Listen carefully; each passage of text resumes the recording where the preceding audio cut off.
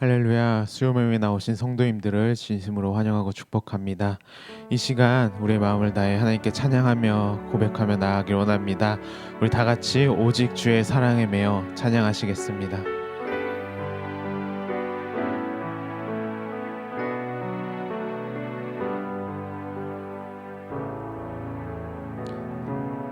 오직 주의 사랑에 매여 내 영 기뻐 노래합니다.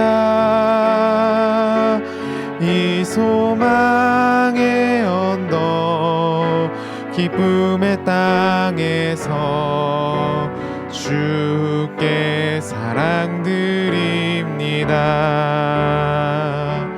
오직 주의 임재 안에 갇혀 내 영 기뻐 찬양합니다. 이 소명의 언덕 거룩한 땅에서 주께 경배드립니다. 주께서 주신 모든 은혜 나는 말할 수 없네. 내 영혼 즐거이 주 따르렵니다. 주께 내 삶 드립니다. 우리 다시 한번 찬양을 원합니다. 오직 주의 사랑에 매여 내 영 기뻐 찬양합니다. 이 소망의 언덕 기쁨의 땅에서 주께 사랑 드립니다. 오직 주의 임재 안에 갇혀 내 영 기뻐 찬양합니다. 이 소명의 언덕 거룩한 땅에서 주께 경배드립니다. 주께서 주신 모든 은혜 나는 말할 수 없네. 내 영혼 즐거이 주 따르렵니다. 주께 내 삶 드립니다. 주님 사랑해요. 주님 사랑해요.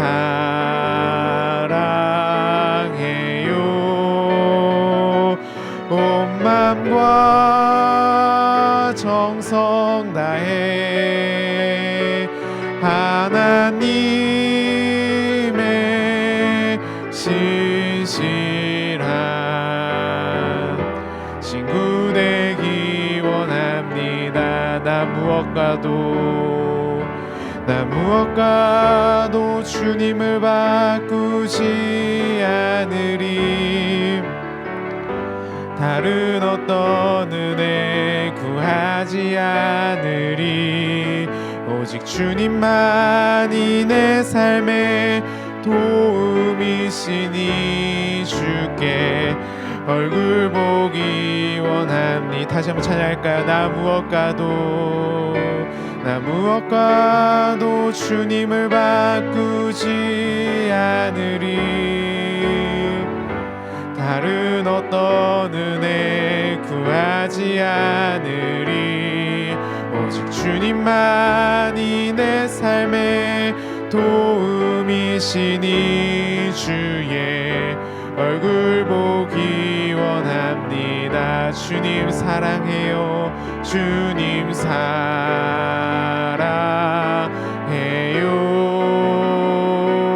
온 맘과 정성 다해 하나님의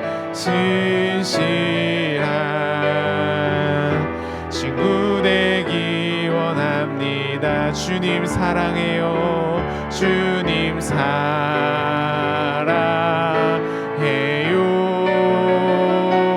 온 맘과 정성 다해 하나님의 신실한 친구 되기 원합니다. 우리 방금 찬양으로 고백한 주님을 향한 우리의 마음이 어떠한 상황 가운데서도 날마다 기억하며 주님을 바라보며 주님을 찬양하며 나아가길 원합니다. 우리 시간 다 같이 날마다 숨쉬는 순간마다 찬양하시겠습니다.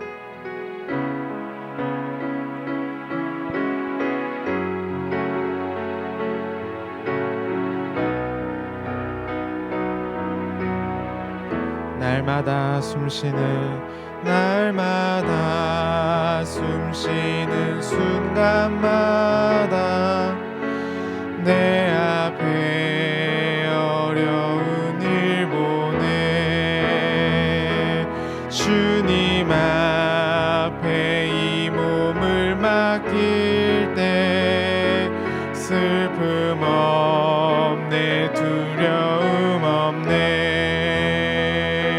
주님의 그 자비로운 손길 항상 좋은 것 주시도다 사랑스레 아픔과 기쁨을 수고와 평화와 안식을 날마다 주님 내 곁에 계셔 자비로 날 감싸주시네 주님 앞에 이 몸을 맡길 때 힘주시네 위로함 주네 어린 나를 품에 안으시사 항상 평안함 주시도다 내가 살아 숨을 쉬는 동안 살피신다 약속하셨네 인생의 어려운 순간마다 주의 약속 생각해보네 주님 속에 믿음 잃지 않고 말씀 속에 위로를 얻네 주님의 도우심 바라보며 모든 어려움 이기도다 흘러가는 순간순간마다 주님 약속 새겨봅니 우리 3절만 다시 고백했으면 좋겠습니다 인생의 어려운 순간마다 주의 약속 새겨봅니다 주님 속에 믿음 잃지 않고 말씀 속에 위로를 얻네 주님의 도우심 바라보며 모든 어려움 이기도다 흘러가는 순간순간마다 주님 약속 새겨봅니다 흘러가는 순간순간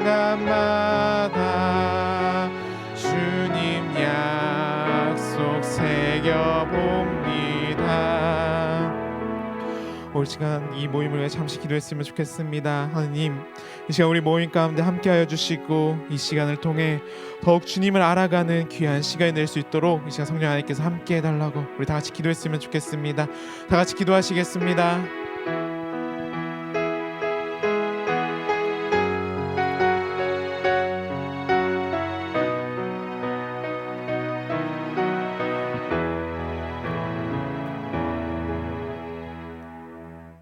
하나님 감사합니다. 오늘 이 저녁에도 저희를 불러주셔서 이렇게 하나님 전에 나와 하나님을 만날 수 있게 허락해 주시면 감사합니다. 특별히 온종일 또 세상 속에서 또 상하고 지친 영혼들 정말 하나님 앞에 나왔사오니 주께서 정말 우리 각 사람에게 꼭 필요한 위로와 정말 하나님이 주시는 음성과 또 하나님이 주시는 능력을 맛볼 수 있는 시간들 될 수 있도록 주께서 붙잡아 주시옵소서. 아버지, 특별히 저희가 기독교에 대해서 답하다라는 제목으로 말씀을 나눕니다. 우리가 알고 있는, 우리가 믿고 있는 기독교에 대해서 다시 한번 기초부터 점검하는 시간들이 되게 도와주시고 정말 그 기초 위에 우리의 믿음이 더욱더 든든히 서고 아름답게 꼽힐 수 있는 그런 시간들 될 수 있도록 주께서 붙잡아 주시옵소서. 정말 하나님께서 이 시간 우리와 함께 할 줄 믿사오며 모든 말씀 예수님의 이름으로 기도드립나이다. 아멘. 저희가 계속해서 기독교는 답하다라는 제목을 가지고 조금 이야기를 나누고 있습니다. 사실 기독교는 답하다라는 제목을 나누고 있지만 조금 거창하죠, 제목이. 사실 우리가 갖고 있는 오늘 나누는 시간들이 우리가 알고 있는 기독교에 대한 모든 것에 대한 정확한 해답은 아닐 거라고 믿습니다. 다만 이렇게 우리가 기독교의 기초에 대해서 또 기독교에 대해서 기본에 대해서 이렇게 점검하는 시간들 통해서 우리의 믿음이 더욱더 굳건해지고 또 우리가 알고 있는 기독교를 또 세상 사람들에게 조금은 좀 쉽게 알려줄 수 있는 그런 시간들이 아닐까 싶습니다. 그래서 우리가 여름 방학인데요. 방학 때 이렇게 말씀을 나누면서 조금 서로에게 이런 것들 권면해주고 또 서로에게 이런 것들을 조금 알려주고 그러면 좋을 것 같습니다. 오늘 기독교를 답하다 시간인데요. 오늘 첫 번째 다룰 주제는 뭐냐면 기독교는 비과학적이에요 라는 제목을 가지고 좀 다루었으면 좋겠습니다. 먼저 우리가 가끔 이런 이야기를 듣습니다. 오늘날과 같이 과학이 발달한 시대에 종교를 믿는 것은 어리석은 일이 아닌가요? 성경엔 너무 비과학적인 얘기가 많아요. 과학적으로 설명되지 않는 이야기를 어떻게 믿죠? 종교는 과학이 발달하지 않는 시대에나 미신이 난무하던 시대에나 통용되던 이야기 아닌가요? 앞으로 과학이 더욱 발달하면 아무도 종교를 믿지 않을 거예요. 우리가 이런 이야기를 합니다. 정말 오늘날같이 과학이 발달한 시대에 종교를 믿는 것은 어리석은 일이 아니냐. 그래서 과학과 종교를 마치 대립되어서 과학이 발달할수록 종교가 사라질 것이다. 이렇게. 그리고 종교는 비과학적이다 라는 인식이 잡혀져 있습니다. 사실 과연 그런지 우리가 한번 살펴볼 필요가 있는 것 같아요. 먼저 첫 번째로 살펴볼 수 있는 건 이런 게 아닐까 싶습니다. 과학과 신앙은 서로 대립하지 않는다는 거죠. 다르게 이야기하면 과학이 발달하면 신앙이 점점 사라질 것이라고 이렇게 믿는 사람들이 많습니다. 하지만 그렇지가 않아요. 과학과 신앙은 서로 대립하는 관계가 아닙니다. 서로 이거는 별개의 문제예요. 다르게 이야기하면 서로 다루는 영역이 다릅니다. 서로. 그래서 우리는 흔히 과학이 발달하면 종교가 점점 쇠퇴할 거라고 이야기를 해요. 그런데 그렇지가 않아요. 타임지에 의하면 그런 이야기를 합니다. 정말 타임지에선 이런 이야기를 해요. 정말 우리가 조사를 해보면 도서마다 베스트셀러가 있잖아요. 매주 주간 이번 주에 가장 많이 팔린 책은 무엇입니다 라는 이런 베스트셀러가 있어요. 그런데 타임즈가 이런 발표를 했어요. 정말 정직히 우리가 베스트셀러를 정직히 우리가 평가한다면, 베스트셀러를 정직히 순위를 매긴다면 매주 성경이 그 중에 가장 높은 위치를 차지하고 있을 것이다. 그런데 이것은 정말 이상한 일이다. 왜냐하면 점점 신이 사라지는 시대에 어떻게 이렇게 성경이 많이 팔린지 모르겠다. 이렇게 썼어요. 점점 신이 사라지는 시대. 과학기술이 발달하고 이제 과학기술이 발달하면 종교는 더 이상 설 자리가 없을 것이다. 많은 사람들이 이야기를 했습니다. 그런데 그렇지 않다는 거죠. 오히려 정말 과학이 발달했는데 더 많은 사람들이 기독교에 대해서 관심을 갖고 있고 신앙에 대해서 알고자 한다는 거. 조금 다르게 이야기하면 이렇게도 이야기할 수 있겠죠. 많은 사람들이 과학이 발달하면 신앙이 사라질 거다 이야기를 합니다. 하지만 많은 과학자들 중에서도 정말 더욱더 신실하게 믿음을 갖는 사람들이 점점 많아지고 있다는 거예요.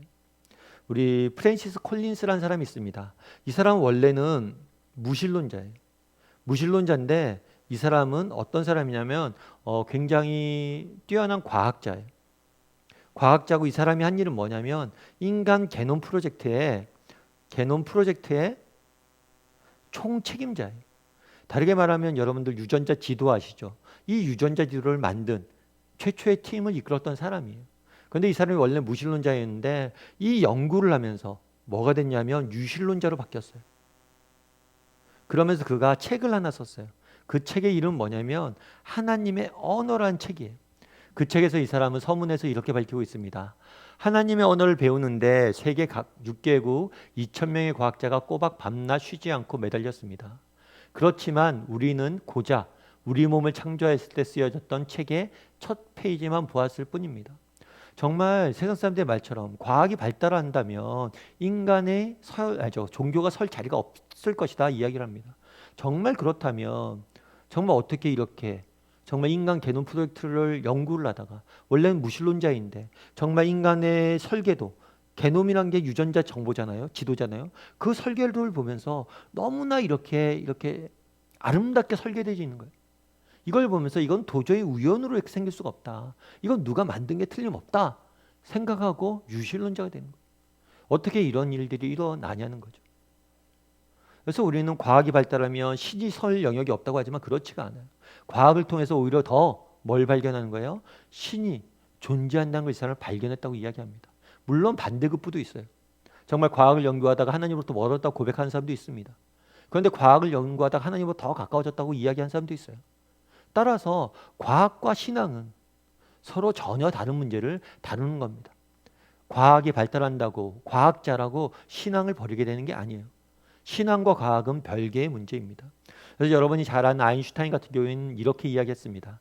나는 우주 속에서 하나님의 천지 창조의 흔적을 발견해 나가는 사람이다. 나는 우주 속에서 천지 창조의 흔적을 발견하는 사람이다. 얼마나 뛰어난 과학자예요. 그런데도 자기가 뭐예요? 신앙이 있는 거죠. 그래서 내가 하는 일은 과학이라는 수단을 통해서 하나님을 발견하는 거라고 이야기하는 거예요. 결국 많은 사람들이 과학이 발달하면 종교가 사라질 거라고 이야기하지만 과학과 종교는 절대 서로 대립하는 관계에 있지 않습니다. 그리고 둘째로 과학적 방법으로 모든 것을 설명 가능한 것은 아닙니다. 이게 무슨 말일까요? 우리는 과학은 인류 역사에 굉장히 중요한 역할들을 합니다. 그리고 과학의 발달을 통해서 우리는 많은 혜택을 누리고 인류는 과학의 발달로 인해서 많은 유익을 누렸어요. 다만 우리가 조심할 게 있어요. 그건 뭐냐면 과학은 좋지만 과학주의는 조심해야 됩니다. 과학주의는 무엇일까요? 과학으로 모든 것이 설명 가능하다고 믿는 거예요. 과학으로만 모든 것이 설명 가능하다고 믿는 거예요. 그렇다면 실제로 그럴까요? 과학으로 모든 게 설명 가능할까요? 과학이란 무엇입니까? 과학이란 자연현상을 연구하는 거죠. 특별히 오감, 우리가 보고 듣고 느끼고 만질 수 있는 것들에 대해서 연구하는 거예요. 그렇다면 과학을 통해서 모든 것을 정말 설명할 수 있냐는 거예요. 우리 인생의 가장 중요한 사랑, 우정, 명예, 꿈, 이상 이런 것들을 과학적 방법으로 설명할 수 있을까요? 사랑을 과학적 방법으로 측량할 수 있을까요? 사랑이나 우정을 측량할 수 있는 방법은 없어요. 정말 저 사람이 나를 많이 사랑한다. 그걸 어떻게 증명할 거예요? 어떻게 측량할 거예요? 물리적으로 그런 것들을 측량하고 증명할 수가 없는 거예요. 다르게 표현하면 과학으로 설명할 수 있는 없는 영역들이 많다는 거예요. 뿐만 아니죠. 인간의 가치.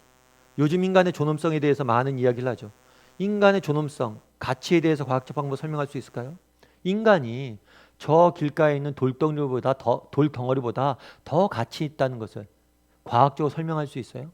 어떻게 설명할 거예요? 몸무게가 더 나가서? 어떻게 설명할 거예요? 무엇으로 우리가 더 존귀한 존재임을 설명할 수 있습니까? 이런 것들은 설명할 수 있는 것이 아니에요. 그래서 피터 매도웨 같은 노벨 의학상을 수상자 같은 경우는 이런 이야기를 합니다. 과학이 대답할 수 없고 또 아무리 과학이 진보하더라도 해결할 수 없는 질문들이 존재할 것입니다. 우리는 과학은 굉장히 좋은 것입니다. 과학은 우리의 사회를 발전에 중요한 동력이에요. 그래서 많은 기독교인들도 과학을 연구하고 과학을 믿고 과학에 대해서 우리가 받아들여야 돼요. 하지만 조심해야 될 건 뭐냐면 과학주의예요. 과학주의로 그러니까 과학으로 모든 걸 설명할 수 있다는 거 믿는 것 자체가 어리석은 일일 수 있다는 거예요. 오히려 세상은 과학으로 설명할 수 없는 것들이 훨씬 더 많습니다. 여러분 앞서 이야기했지만 우리 많은 인간들이 많은 인류의 사람들이 자신의 목숨을 버리고 정말 자기가 소중하다고 추구하는 것들 생각해 보십시오. 정말 소중히 여기는 가치들을 생각해 보세요. 사랑, 우정, 명예 이런 것들을 과학적 설명 안 되잖아요. 그런데 우리는 그런 것들이 존재한다는 것을 알고 그렇게 믿고 살아가는 거예요. 물론 이 과학주의로 모든 것을 설명하는 사람들도 있습니다. 대표적인 예는 스티븐 호킹 박사 같은 경우겠죠. 이 사람은 천체 물리학에 굉장히 뛰어난 박사로 많은 사람들이 인정을 받죠. 이 사람은 과학주의로, 과학 결정론으로 모든 걸 설명해요. 우리의 삶은 다 결정되어져 있다는 거예요. 우리가 태어난 순간 어떻게 살 것이고 어떻게 죽을 것이라는 게 이미 우리의 유전적 정보와 외적 환경에 의해서 결정되어져 있다는 거예요. 다만 우리는 그것을 받아들일 뿐이라고 이야기하는 거예요. 예를 들면 그런 거죠. 오늘 이제 저녁에 여러분들 뭘 드셨어요? 저녁에 우리가 뭘 들었는데 저녁에 뭘 드셨는지 모르겠는데 저녁 식사 전에 우리가 그런 얘기를 하잖아요. 우리 뭐 직장 동료들이나 가족들이랑 같이 이야기하다가 오늘 저녁에 뭘 먹을까라고 이야기를 하죠. 그런데 오늘 저녁에 뭘 먹을까 하다가 짜장면 먹을래? 짬뽕 먹을래? 이렇게 묻기도 하죠. 그런데 이미 이게 결정되어져 있다는 거예요. 우리가 스스로 짜장면 먹을지 짬뽕 먹을지 이렇게 선택하는 것 같지만 그렇지 않고 이미 유전적 정보와 우리가 자라났던 환경 가운데 이게 결정되어져 있다는 거예요. 이렇게 보는 게 과학 결정론이요, 과학주의. 과학으로 모든 게 설명할 수 있다는 거죠. 신체에 있는 뇌의 정보들을 통해서 신체를 분류하다 보면 뇌 정보를 분류하다 보면 알 수 있다는 거예요. 그렇다면 이런 것들이 만약에 정말 모든 것을 과학 결정론으로 과학주의로 설명하면 어떻게 될까요? 그럼 인간이 한 행동에 대해서 책임을 질 수 없어요. 내가 어떤 잘못을 해도 더 이상 책임질 수 없는 거예요. 윤리라는 것이 존재할 수 없어요. 왜냐하면 이미 결정되어 있는 거잖아요. 내가 선택하는 게 아니잖아요. 선택하지 않았는데 어떻게 책임을 집니까? 우리가 기억할 것이 있어요. 많은 사람들이 과학과 종교를, 기독교를 대립해서 봅니다. 그래서 우리 어린 아이들도 과학을 배우고 그러다 보면 기독교 거짓말 아니에요? 그런데 과학과 기독교는 전혀 다른 영역을 다루는 거예요. 과학이 발전한다고 종교가 쇠퇴하고 그러지 않아요. 과학과 종교는 전혀 다른 문제입니다. 뿐만 아니라 이 과학이란 것은 과학이 설명할 수 있고 과학을 통해서 이해할 수 있는 영역은 정해져 있어요. 그 외에 많은 영역들은 과학적으로 설명할 수 없습니다. 이 부분에 대해서 우리가 인식을 해야 돼요. 그래서 과학적으로 증명하지 못한다고 해서 존재하지 않거나 그게 틀린 이야기가 아니에요. 그걸 틀린 이야기로 본다면 우리가 할 수 있는 것은 아무것도 없습니다. 세 번째로 성경은 하나님이 행하신 일들에 대한 기록입니다. 다르게 표현하면 이런 경우들이 있을 수 있겠죠. 성경에는 많은 기적이 이야기를 나옵니다. 그럼 사람들이 그러죠. 이런 기적 과학적으로 증명됐냐? 과학적으로 증명됐냐? 이거 불가능한 얘기 아니냐? 불가능한 이야기다. 이걸 믿는 것은 어리석다. 이렇게 이야기합니다. 어쩌면 맞는 이야기 같죠. 과학적으로 증명되지 않은 것을 어떻게 믿습니까? 이렇게 이야기해요. 이건 잘못된 게 아닙니까? 그래서 많은 사람들이 성경을 못 믿겠다. 과학적 증명을 안 돼서 이렇게 말합니다. 그런데 우리가 한 가지 기억할 것이 있어요. 그건 뭐냐면 이 과학적 증명이라는 게 무엇이냐는 거예요.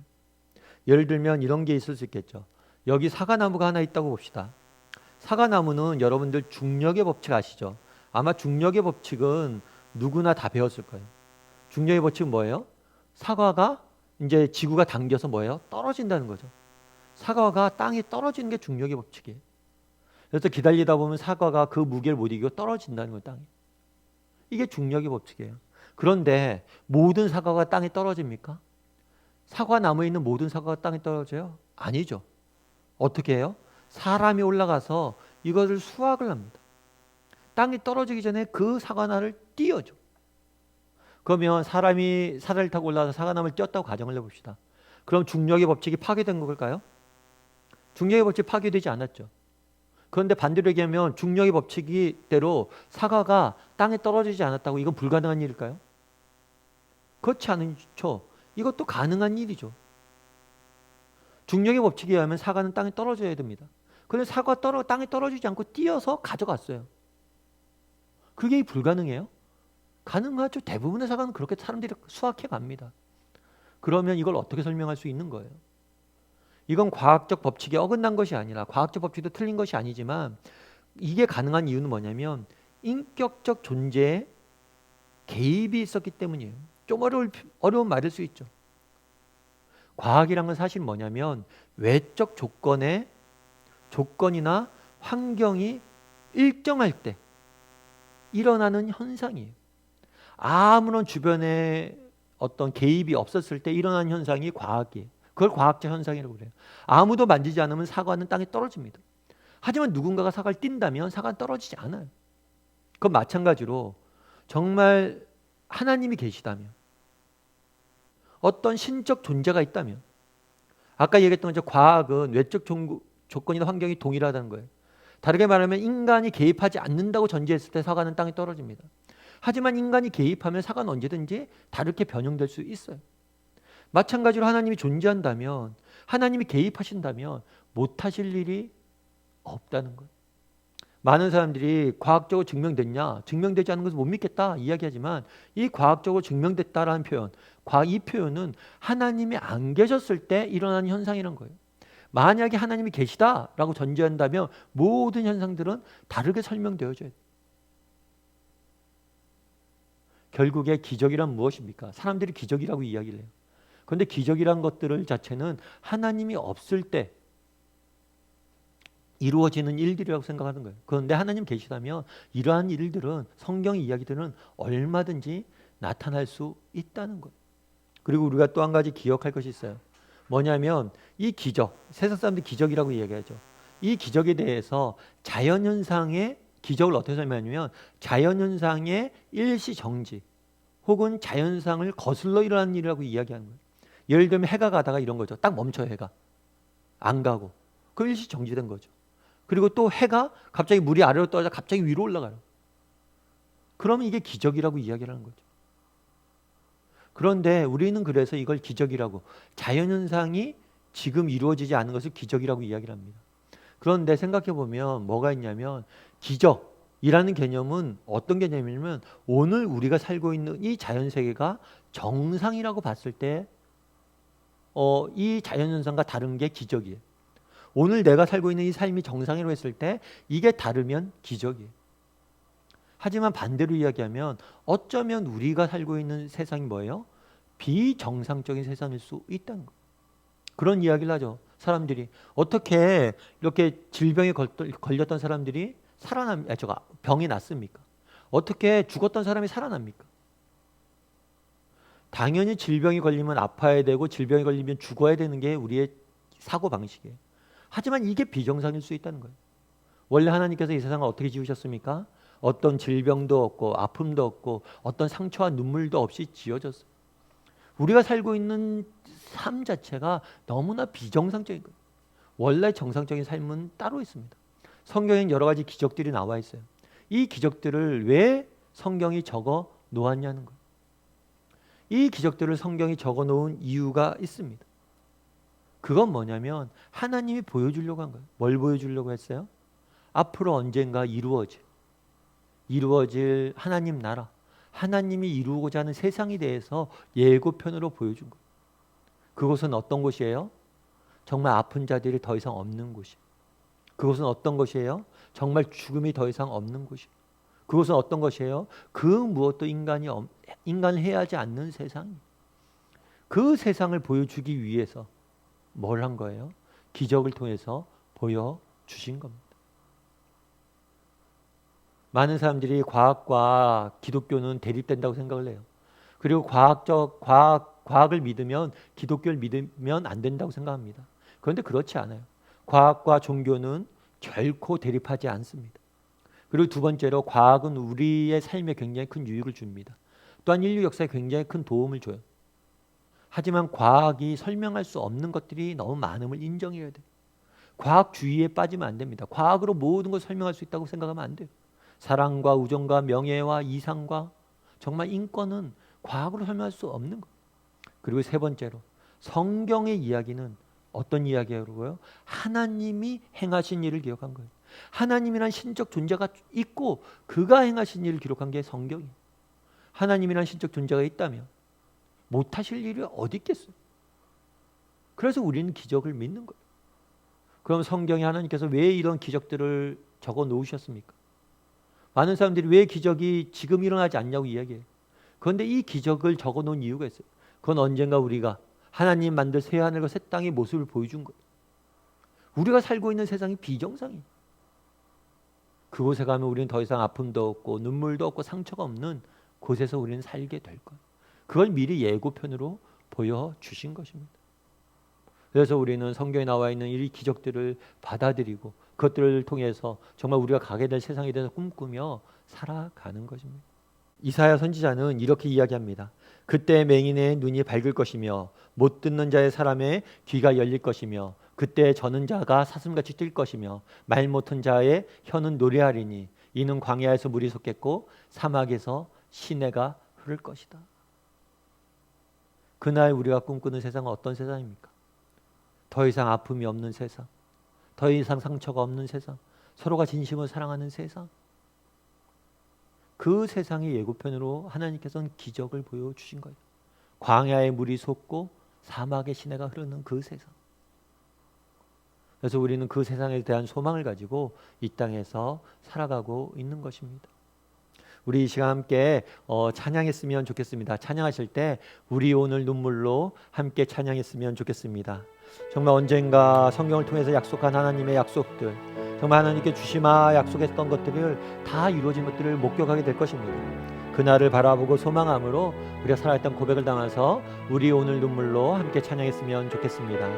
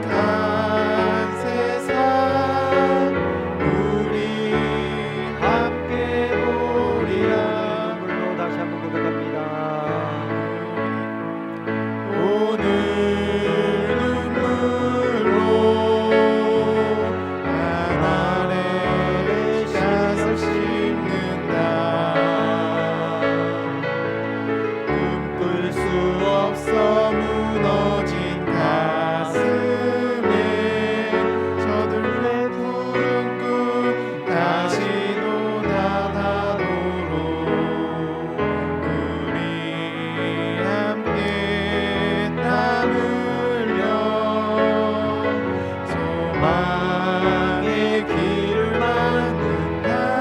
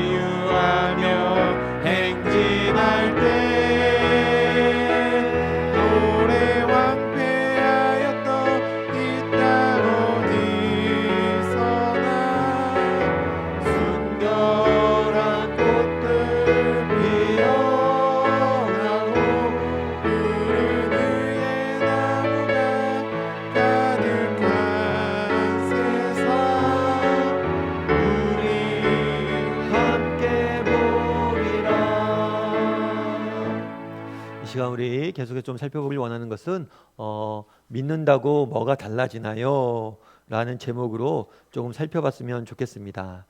예를 들어서 우리가 가끔 이런 이야기를 해요. 예수님을 믿으라고 하잖아요. 그런데 예수님을 믿으면 특별한 일이라도 생기나요? 예수님을 믿는다고 예수님을 믿는다는 주변 사람들을 봐도 특별한 변화를 못 느끼겠어요. 믿으면 뭐가 달라진다고 자꾸 믿으라고 말하는 거죠. 우리가 그런 이야기를 하죠. 예수님 믿으세요. 그러면 야, 예수 믿으면 뭐가 좋냐? 뭐가 달라져? 세상이 바뀌어? 왜 자꾸 예수 믿으라고 그래? 이런 이야기를 우리가 종종 듣습니다. 그렇다면 우리는 왜 예수님을 믿으라고 이야기할까요? 예수님을 믿으면 도대체 무엇이 달라질까요? 이 부분에 대해서 여러분과 몇 가지 이야기를 좀 나눠봤으면 좋겠습니다. 먼저 첫 번째로 믿음이란 무엇인지에 대해 좀 살펴보길 원해요. 믿음은 뭐냐면 두 가지 차원에서 존재합니다. 믿음은 존재와 성품을 믿는 거예요. 예를 들면 그런 거죠. 하나님이 계시다. 하나님이 계시다라는 이 존재를 믿는 것도 믿음이에요. 그런데 하나님이 어떤 분이신지를 믿는 것도 믿음이에요. 그래서 우리가 예수님을 믿었잖아요. 예수님을 믿은 다음에서도 계속해서 믿음을 가져라 하는 부분, 이 부분이에요. 우리가 존재는 믿지만 그분의 성품을 믿는 데까지는 더 깊이 나갈 필요가 있습니다. 그래서 우리는 그분의 성품에 대해서 끊임없이 배우고 익혀야 되는 거예요. 믿어야 되는 거예요. 그래서 그런 얘기를 할 수가 있겠죠. 여러분 정말 아버지, 그러니까 내가 아버지가 있다. 나에게 아버지가 있다. 그리고 아버지가 저분이다. 이 존재를 믿는 것도 중요하죠. 저분이 내 아버지라는 걸 믿는 것도 중요해요. 그런데 더 믿어야 되는 건 뭐예요? 아버지는 날 사랑하신다. 아버지는 날 아끼신다. 아버지가 날 도와줄 것이다. 이걸 믿는 게 훨씬 더 중요해요. 왜냐하면 이 성품을 믿을 수 있어야 되면 이 존재를 믿는 것이 가치가 있는 거죠. 예를 들어서 하나님이 악한 분이에요. 그러면 하나님을 믿을 가치가 뭐가 있어요? 악하신데. 오히려 우리가 하나님을 믿는 이유는 뭐예요? 그분이 어떤 분이시기 때문이에요? 사랑하시고 우리를 아끼시고 정말 선하신 분이심을 믿기 때문에 그분의 존재를 믿는 가치가 있는 거죠. 그래서 믿음이란 늘 존재와 성품이 함께 가는 거예요. 이 존재를 믿을 뿐만 아니라 성품을 믿는 거예요. 그래서 우리가 예수님을 믿은 다음에, 예수님이 존재하심을 믿은 다음에도 계속해서 성품에 대해서 배워가야 되는 거예요. 알아야 되는 거예요. 자, 그러면 예수님을 믿는다고 우리는 뭐가 달라질까요? 첫 번째로 예수님이 믿을 때 첫 번째 나타나는 현상은 뭐예요? 그거는 동행이에요. 동행. 다르게 표현하면 우리가 예수님을 믿을 때 예수님께서, 하나님께서 우리 마음속에 들어오셔서 우리와 함께 생활하고 살아가게 되는 거예요.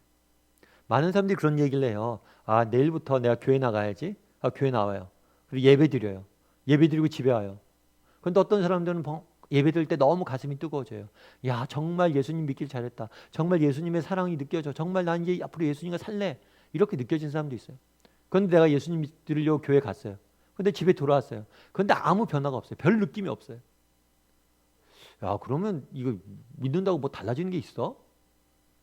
나 별로 변한 것도 없는 것 같은데? 이런 생각이 들 수 있습니다. 하지만 그런데 그렇지 않아요. 여러분, 남녀가 이제 사랑을 나누면 나중에 결혼이란 걸 합니다. 결혼이란 걸 하면 재밌어요. 결혼을 할 때 어떻게 하죠? 결혼식을 올리죠, 우리가. 결혼식을 올리기 전날, 어제의 나와 결혼식을 올린 오늘의 나, 달라지는 게 있나요? 객관적으로 보면 달라지는 게 없어요. 직장도 똑같고 성격도 똑같고 하는 일도 똑같고 생각도 똑같아요. 전혀 달라진 게 없어요. 그런데 딱 한 가지 달라진 게 있죠. 뭐예요? 나와 함께 동행하는 사람이 생겼다는 거죠. 그런데 이 사실은 굉장히 중요합니다. 왜냐하면 이 동행하는 사람이 생겼다는 게 바로 우리의 인생을 바꾸기 때문이에요. 저도 그래요. 결혼하기 전날과 그 다음날 특별한 변화가 없는 것 같아요. 그런데 제가 결혼해서 20년 가까이 지나갑니다. 되어 갑니다. 그런데 그 사이에 너무나 저는 많은 변화들이 있었어요.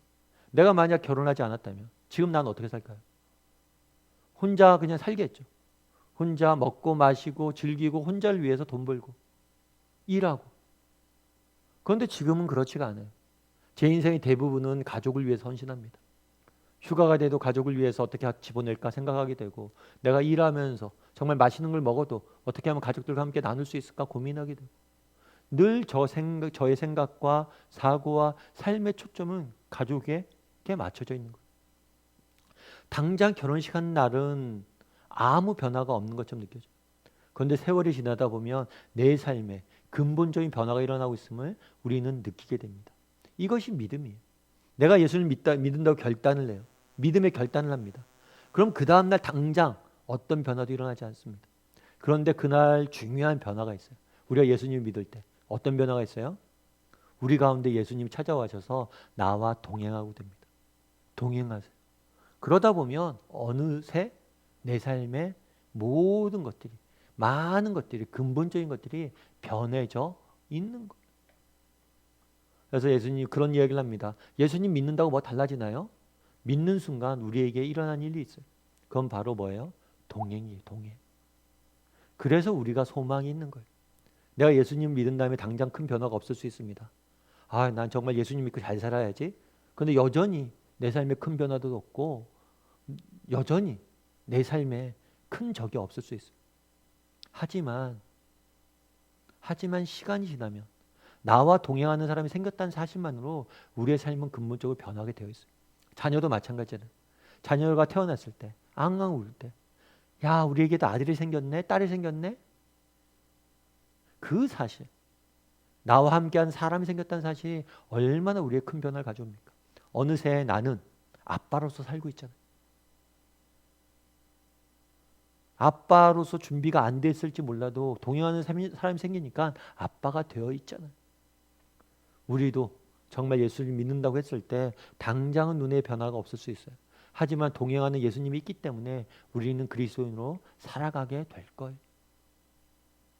예수님을 믿으면 뭐가 달라집니까? 했을 때 첫 번째 달라지는 건 뭐냐면 동행이에요. 우리와 함께 인생길을 걸어갈 동반자가 생겼다는 거예요. 이게 얼마나 정말 소중한 일인지 정말 여러분들이 깨달아 알아야 됩니다.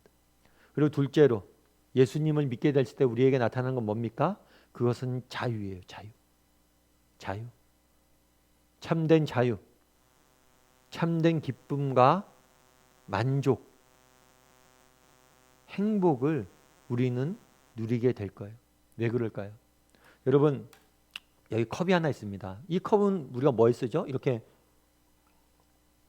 물을 마실 때 많이 쓰죠. 그런데 어떤 사람이 이 컵을 가지고 갑자기 벽에 못을 박는다고 칩시다.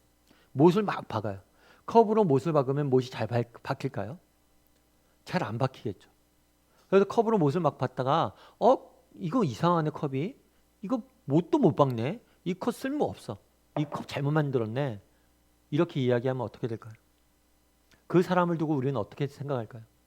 그 사람을 두고 우리는 뭐라고 이야기합니까? 어리석다라고 이야기합니다. 그런데 많은 사람들이 이렇게 어리석은 삶을 살고 있다는 거예요. 오늘날 많은 사람들이 참된 기쁨과 행복과 자유를 추구합니다. 그런데 그런 것들을 맛보지 못해. 정말 돈과 명예와 물질과 이런 것들 추구하죠. 물론 이 세상을 살아가는데 이것들은 필요합니다.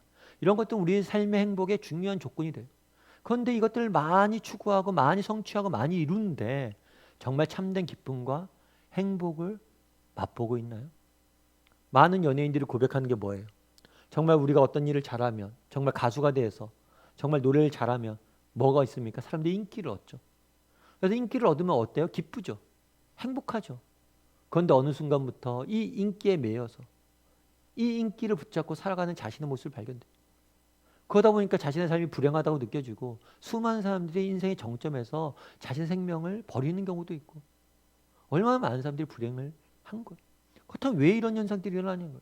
세상이 많은 것들이 이런 얘기하죠. TV 광고를 보면 맨날 그런 얘기잖아요. 이걸 사십시오. 이걸 가지십시오. 그럼 행복해질 겁니다. 그런데 이걸 사고 가지고 아무리 해도 뭐예요? 행복해지지 않아요.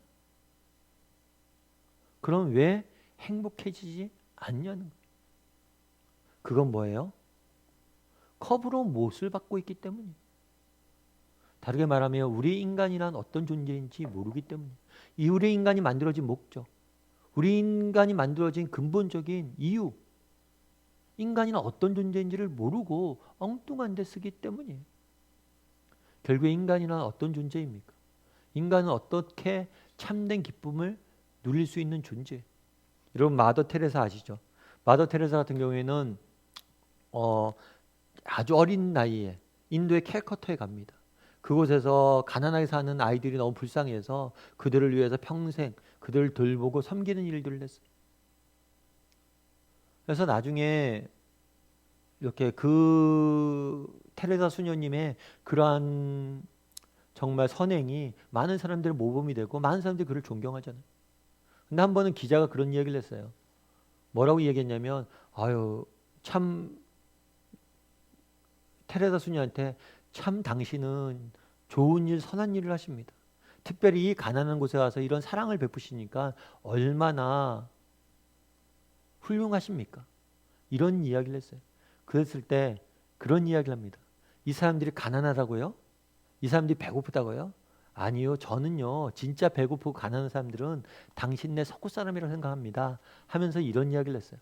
마더 테레사가 뭐라고 얘기했냐면 오늘날 사람들은 사랑에 굶주려 있고 사랑을 이해하려고 했습니다. 사랑은 외로움과 가난에 대한 유일한 해답입니다. 그래서 우리는 영국과 미국과 호주처럼 식량이 부족하지 않는 나라에도 갈 수 있습니다. 그곳 사람들은 엄청난 외로움과 절망과 증오와 무기력감과 무력함과 희망의 상실 등으로 고통받고 있습니다. 그들은 웃음을 잃어버렸고 인간과의 접촉이 얼마나 어려운지 잃어버렸습니다. 그들은 사랑이 무엇인지 잊어가고 있습니다. 얘기하잖아요. 그곳 사람들은 어떻다고요? 엄청난 외로움과 절망과 증오와 무기력함과 무력감과 희망의 상실로 인해 고통받고 있다. 이게 우리 이야기 아니에요. 요즘 우리가 가장 많이 듣는 이야기가 뭐예요? 이생망, 루저. 우리 생은 망했다. 희망이 없잖아요. 헬 조선. 그런데 왜 이런 이야기를 듣느냐는 거예요. 이런 이야기를 하냐는 거예요. 그러면서 뭐라고 이야기해요? 사랑은 외로움과 가난에 대한 유일한 해답이다. 인간은 무엇을 위해 지어진 존재냐는 거예요. 인간은 참된 사랑을 누리고 느끼고 나누며 살아가도록 지은 존재. 그런데 그런 것들을 모른다는 거죠.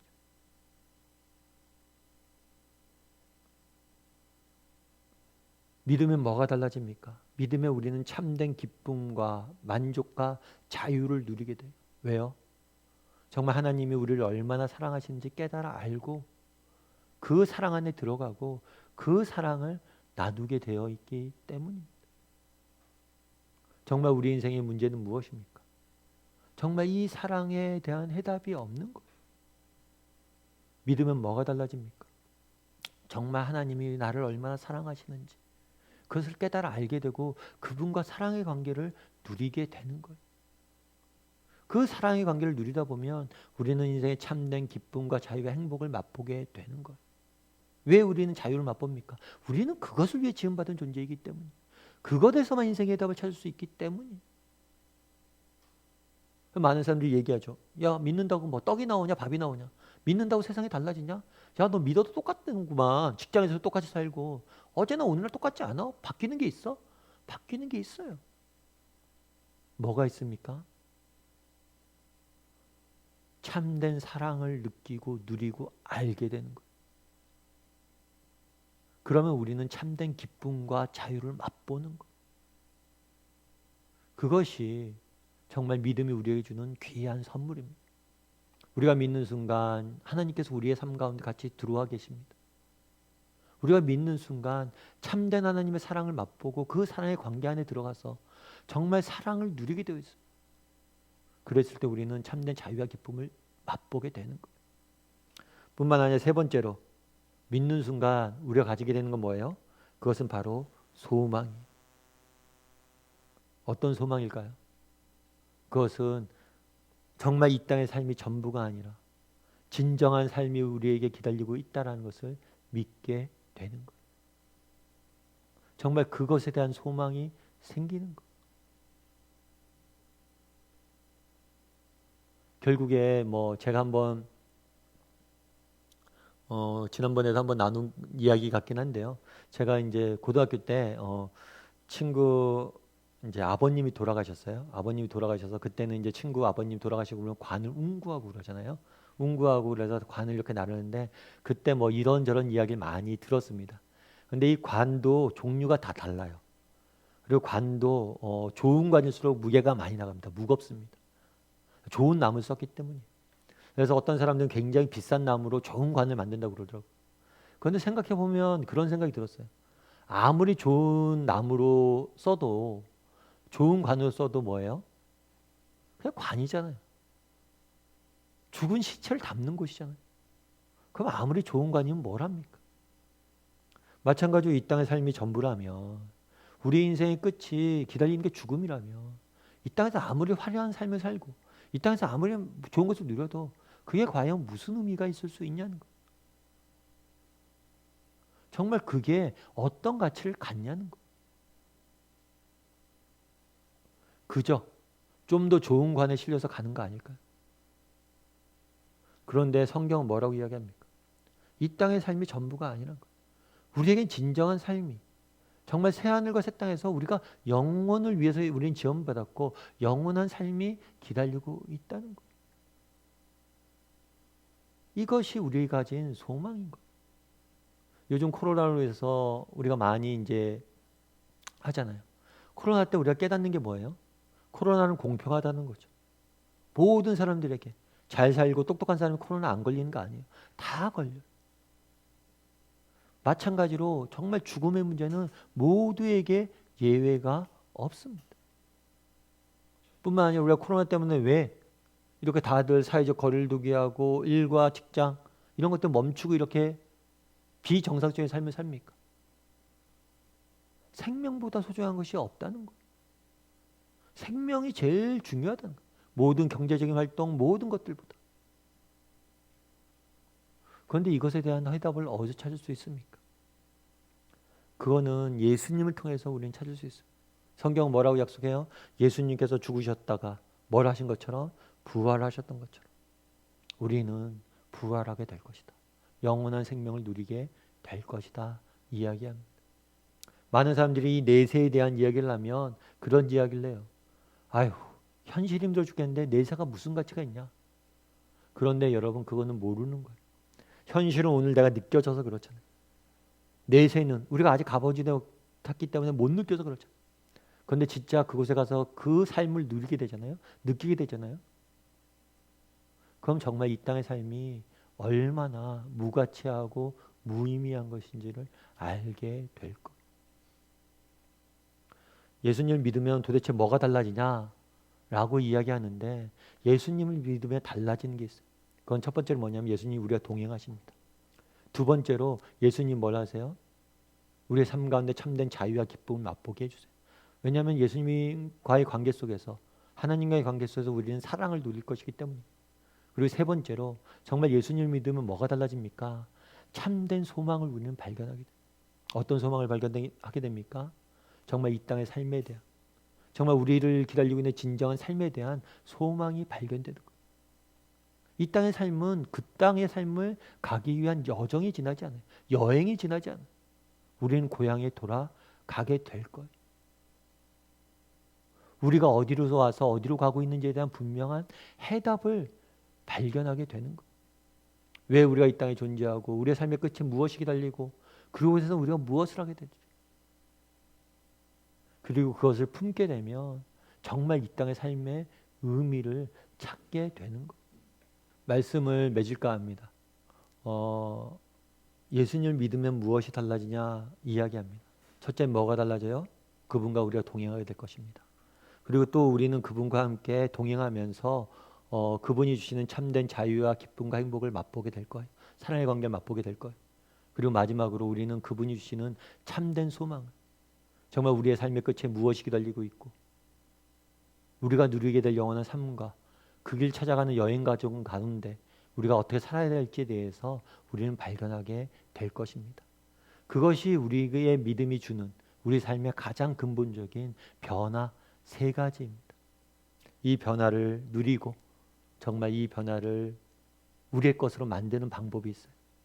그건 뭐예요? 처음 시작했던 것처럼 뭘 믿어야 돼요? 하나님의 살아계신 것과 그분이 어떤 분이신지를 배워야 돼요. 알아야 돼요. 믿어야 돼요. 그래서 우리가 이렇게 말씀을 배우는 거예요. 그분이 어떤 분이신지 알아야 됩니다. 그랬을 때 정말 우리는 하나님이 주시는 이 은혜를 맛보게 될 거예요. 그런 소망을 가지고 살아가는 저와 여러분이 되길 소원합니다. 우리 이 시간 함께 찬양했으면 좋겠습니다. 모든 상황 속에서 함께 찬양했으면 좋겠습니다. 정말 어떤 형편과 상황 속에서도 나와 동행하는 그분을 바라보고 정말 그분을 배우고 알아가겠다는 소망을 담아서 정말 그분이 주시는 참된 자유와 행복을 맛보며 정말 그분이 주시는 영원한 소망 가운데 살겠다는 고백을 담아서, 그래서 그분을 배우고 알고 예배하는 사람이 되겠다는 고백을 담아서 우리 모든 상황 속에서 함께 찬양하도록 하겠습니다.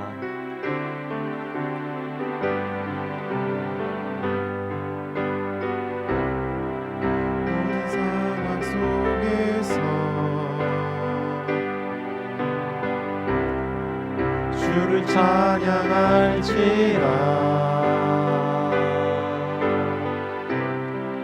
주는 너의 큰 상급,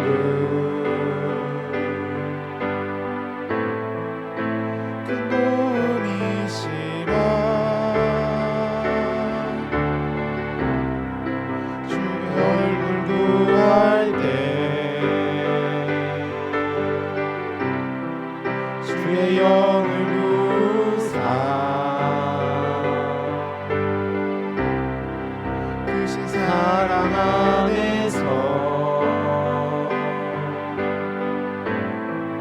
주를 보게 하소서. 내 영혼이 확정되고 내 영혼이 확정되고 확정되어 싸우니 믿음의 눈 들어 주를 바라봅니다. 내 영혼이 확정되고 확정되어 싸우니 믿음의 눈 들어 주를 바라봅니다. 주를 바라볼 때 주의 나라 이미 임했네. 그 영원한 나라 보게 하소서. 내 영혼이 확정되고 확정되어 싸우니 믿음의 눈 들어 주를 바라봅니다. 내 영혼이 확정되고 확정되어 싸우니 믿음의 눈 들어 주를 바라봅니다. 이 시간 우리 함께 기도했으면 좋겠습니다. 기도하실 때 오늘 말씀 생각하면서 함께 기도했으면 좋겠습니다.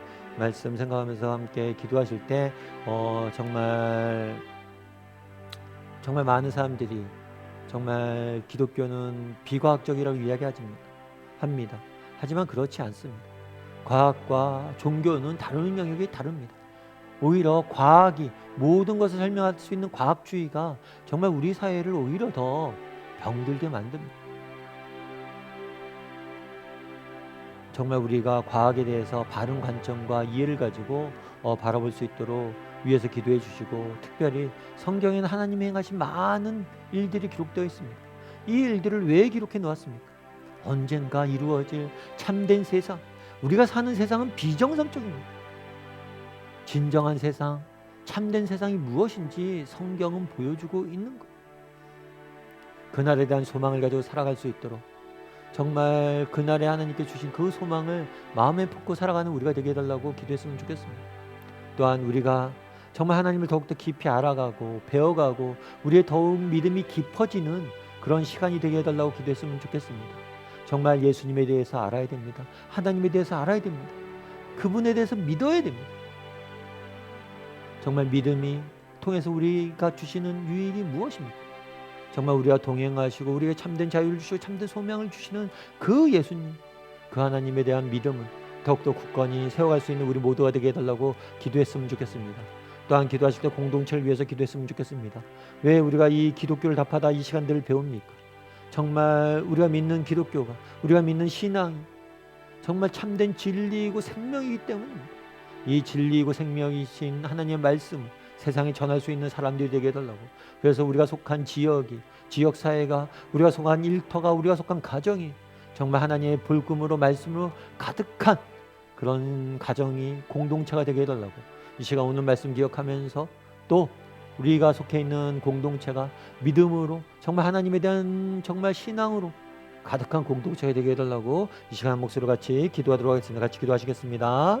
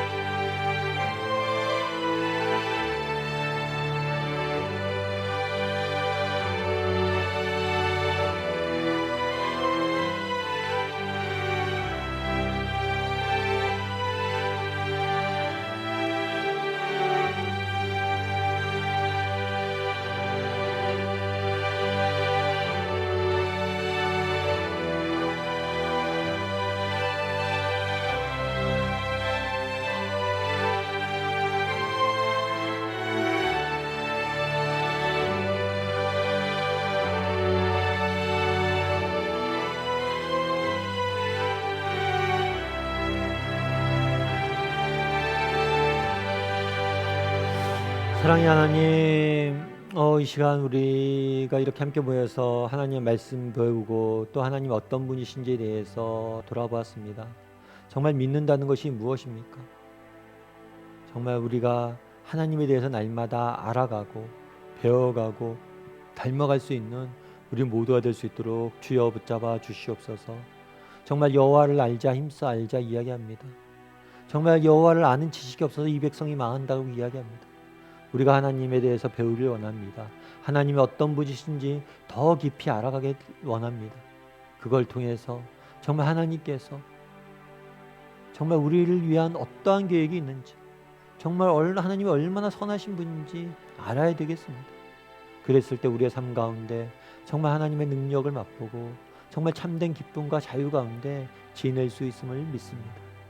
정말 나와 동행하시고 내 삶 가운데 참된 자유와 평안을 주시고 우리에게 진정한 소망을 보여주시는 그 하나님을 바라봄으로 믿음의 길을 걸어가는 우리 모두가 될 수 있도록 주여 은혜를 더하여 주시옵소서. 아버지 하나님이 이 공동체를 불쌍히 여겨 주시옵소서. 정말 이 땅에 많은 사람들이 하나님을 몰라 참된 진리를 몰라 참된 자유와 행복을 누리지 못하고 정말 그저 사망의 음침한 골짜기로 관에 담아져서 살아가는 모습들을 보게 됩니다. 아버지 하나님, 그들을 불쌍히 여겨주시고 우리를 통해서 그들에게 하나님의 복음이 온전히 전해질 수 있는 은혜와 역사가 나타날 수 있도록 주여 은혜를 더하여 주고 붙잡아 주시옵소서. 무엇보다 우리의 생애에 소중한 것이 무엇입니까? 하나님을 아는 것이고 정말 생명을 맛보는 것입니다. 정말 그것들을 위해서 하나님 앞에서 귀히 쓰임받는 정말 우리 가정이 우리 일터가 이 나라가 복음으로 정말 하나 되는 그날에 속해 올 수 있도록 주여 붙잡아 주시옵소서. 정말 이 저녁에도 우리에게 이렇게 귀한 시간 허락해 주시면 감사합니다. 정말 하나님의 은혜가 없이는 단 하루도 살 수 없는 것이 우리입니다. 또 아침 묵상으로 또 이렇게 수요 모임으로 주일 예배로 정말 우리가 모일 때마다 하나님께서 필요한 은혜를 주시고 필요한 능력으로 우리를 붙잡아 주시옵소서. 특별히 여름 성경학교가 진행 중에 있습니다. 성경학교 가운데 주께서 함께하여 주셔서 우리 자녀들이 정말 다음 세대가 믿음 안에 더욱더 아름답게 서갈 수 있는 그런 복된 시간이 될 수 있도록 주여 은혜를 더하여 주시옵소서. 하나님께서 우리와 함께 할 줄 믿사오며 모든 말씀 예수님의 이름으로 기도옵나이다. 아멘. 하늘에 계신 우리 아버지여, 이름이 거룩히 여김을 받으시오며 나라의 마옵시며 뜻이 하늘에서 이루어진 것 같이 땅에서 이루어지이다. 오늘날 우리에게 일용할 양식을 주옵시고 우리가 우리에게 죄진 자를 사하여 준 것 같이 우리의 죄를 사하여 주옵시고 우리를 시험에 들게 하지 마옵시고 다만 악에서 구하옵소서. 대개 나라와 권세 영광이 아버지께 영원히 있사옵나이다. 아멘.